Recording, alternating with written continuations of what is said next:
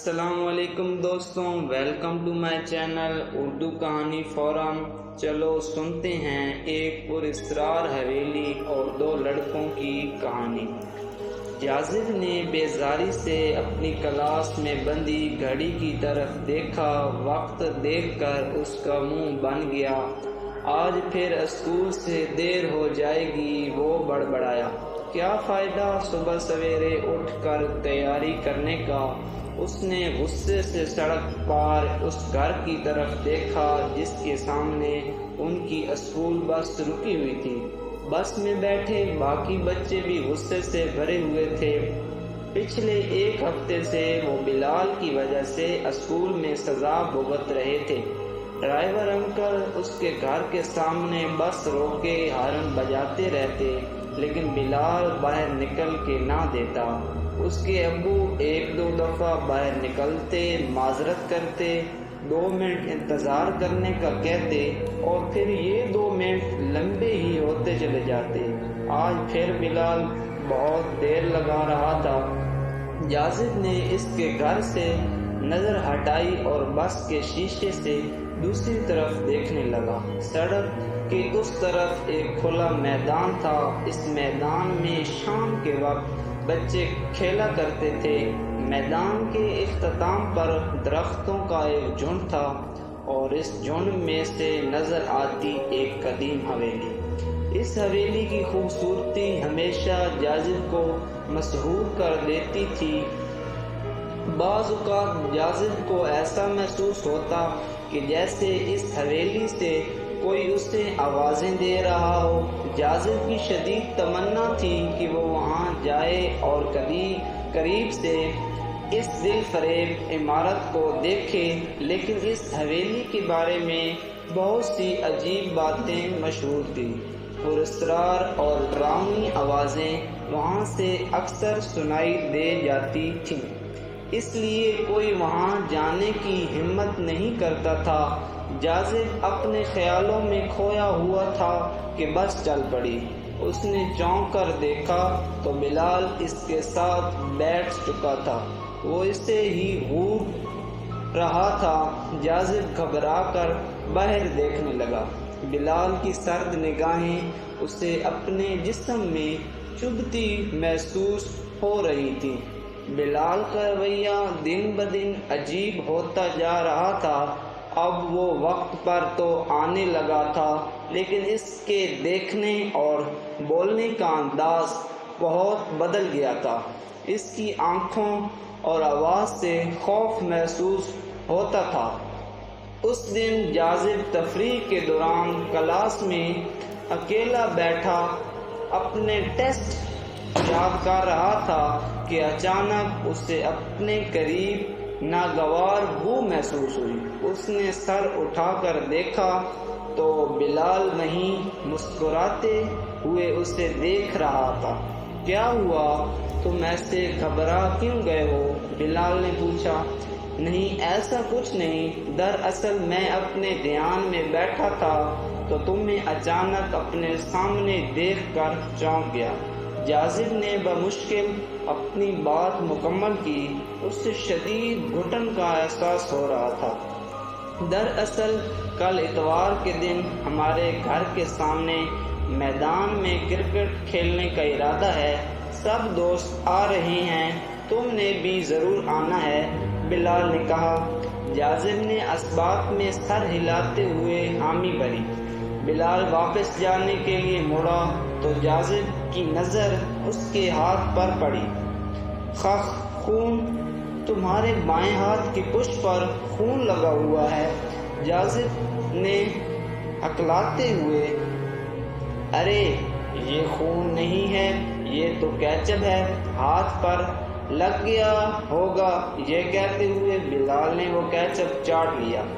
جاذب کی نگاہ فرش پر جمی ہوئی تھی اور چہرہ خوف کے مارے سفید ہوتا جا رہا تھا۔ بلال کے ہاتھ سے اس کیچپ کا ایک قطرہ فرش پر بھی گر گیا تھا، لیکن وہ کیچپ تو ہرگز نہیں تھا۔ حارث نے پوری قوت سے بلہ گھمایا، گیند سے ٹکرایا اور گیند گھومتی ہوئی درختوں کے جھنڈ میں جا گری۔ جاذب گیند اٹھانے کے لیے دوڑا۔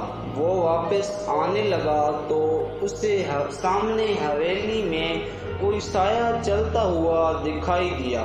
وہ وہاں رک کر غور سے اس طرف دیکھنے لگا۔ اسے حویلی میں کچھ روشنیاں یہاں سے وہاں بھاگتے ہوئے محسوس ہو رہی تھیں۔ ابھی وہ اس بات پر غور کر رہا تھا کہ کسی نے اس کے کندھے پر ہاتھ رکھا۔ وہ بکھلا کر پیچھے ہٹا تو وہاں بلال تھا۔ کہاں کھو گئے ہو؟ کس بارے میں سوچ رہے ہو؟ بلال نے پوچھا۔ نہیں، کچھ نہیں، بس گیند نہیں مل رہی تھی، اب مل گئی ہے تو میں آ رہا تھا، جاذب نے چلتے ہوئے کہا۔ تم شاید اس پرانی حویلی کے بارے میں سوچ رہے تھے۔ کیا تم اس حویلی کے متعلق پھیلائی گئی پراسرار کہانیوں پر یقین رکھتے ہو؟ بلال نے اس کے قدم سے قدم ملاتے ہوئے پوچھا۔ میں ان باتوں پر یقین نہیں رکھتا، مجھے یقین ہے کہ یہ سب من گھڑت باتیں ہیں، جاذب نے جواب دیا۔ لیکن تمہارا یہ یقین میرے یقین جیسا پختہ نہیں ہو سکتا، بلال نے عجیب لہجے میں کہا۔ جاذب الجھی ہوئی نگاہوں سے اس کی طرف دیکھنے لگا۔ کیونکہ میں یہ حویلی اندر سے دیکھ چکا ہوں، وہاں ایسا کچھ بھی نہیں ہے، بلال نے مسکراتے ہوئے اپنی بات مکمل کی۔ اس کی مسکراہٹ کچھ عجیب سی تھی۔ جاذب اور حارث دوڑتے ہوئے سڑک کنارے آئے۔ دونوں نے پیچھے مڑ کر پراسرار حویلی کی طرف دیکھا اور کھلکھلا کر ہنس دیے۔ آخر آج شام وہ بھی حویلی کی سیر کر رہے آئے تھے۔ بلال کی حویلی جانے والی بات پر جاذب میں وہاں جانے کی خواہش شدید تر ہوتی گئی تھی، لیکن بلال کا عجیب رویہ اسے خوف زدہ کر رہا تھا، اس لیے اکیلے جانے کی بجائے اس نے حارث کو بھی اپنے منصوبے میں شامل کر لیا، اور اب دونوں دوست نے اس حویلی کا چپا چپا چھان مارا، لیکن وہاں انہیں کوئی پراسرار چیز نظر نہ آئی۔ وہ دونوں ہی بے فکری سے اپنے گھر کی طرف بڑھ رہے تھے، ان پر وہاں جانے کا کوئی اثر نہیں آ رہا تھا۔ رات کا نہ جانے کون سا پہر تھا کہ جاذب کو شدید بھوک اور پیاس کا احساس ہوا۔ وہ باورچی خانے میں گیا۔ فریج میں اس کا پسندیدہ کھانا موجود تھا، لیکن اسے اس میں کوئی دلچسپی محسوس نہ ہوئی۔ وہ ادھر ادھر جھانکنے لگا۔ اسے سمجھ نہیں آ رہی تھی کہ اس کے جسم کو کس چیز کی طلب ہو رہی ہے۔ وہ ایسے ہی باورچی خانے سے باہر نکل آیا۔ اس کے قدم خود بخود باہر سین کے ایک کونے کی طرف بڑھنے لگے۔ جاذب بیٹا، آپ اٹھ بھی جاؤ، اب تو بس کے آنے کا وقت ہونے والا ہے، جلدی کرو۔ باورچی خانے سے امی کی آتی مسلسل آوازوں سے آخر کار وہ جاگ گیا۔ اس کے آئینے میں خود کو دیکھا اور باہر جانے لگا۔ اچانک وہ رکا، واپس مڑا، آئینے پر ایک نگاہ ڈالی۔ اس کے نچلے ہونٹ پر کچھ سرخ گاڑھا مادہ چپکا ہوا تھا۔ جاذب نے زبان سے ہونٹ صاف کر لیا۔ ناشتہ کرنے کے دوران بس آ چکی تھی۔ مسلسل ہارن بجایا جا رہا تھا، لیکن جاذب آہستہ آہستہ تیاری کرنے میں مصروف تھا۔ آخر جب وہ گھر سے باہر نکلنے لگا تو اسے اپنی امی کی چیخ سنائی دی۔ امی سین کے ایک کونے میں رکھے مرغیوں کے ڈربے کے پاس ایک مردہ مرغی اٹھائے اپنا سر نفی میں ہلا رہی تھی۔ وہ کہہ رہی تھی، مجھے سمجھ نہیں آ رہا کہ آخر یہ کس قسم کا جانور ہے کہ جس نے گوشت کھانے کی بجائے صرف خون پینے پر اکتفا کیا۔ بیچاری مرغی، میں ایک قطرہ بیچاری مرغی میں ایک قطرہ خون کا باقی نہیں۔ یاسر جب بس میں داخل ہوا تو لڑکے غصے سے اسے گھور رہے تھے۔ آج تمہاری اور حارث کی وجہ سے ہم سب کو اسکول سے دیر ہو گئی ہے، ایک بچے نے بڑبڑاتے ہوئے کہا۔